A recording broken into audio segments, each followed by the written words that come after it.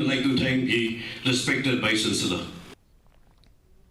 The Khasi Student Union yesterday submitted a letter to Personnel and AR Department Secretary C.V. Dengdo highlighting issues related to recruitment for the post of guitar instructor at State Institute of Arts and Culture, recruitment for different posts in the Mobile Forensic Crime Scene Unit under the Directorate of Forensic Science, and promotion of 6 government employees to the rank of Meghalaya Civil Services who were currently working under different government departments. KSU Employment Monitoring Cell Chairman Ruben Najjar remarked that if anyone can be promoted to MCS rank, there seems to be little justification for conducting MCS examinations.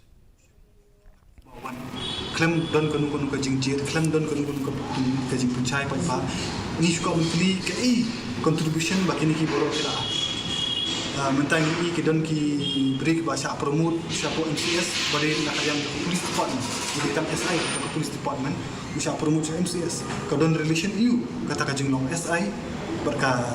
tak kajing yo promotion MCS abau DSI ulah balik ulah yo promotion nak police department kat kajing terikam bahar baju ende kumno bancuan ra nak kawai katanan siapa MCS dah kabalong kum ni takkan mendo you ini kena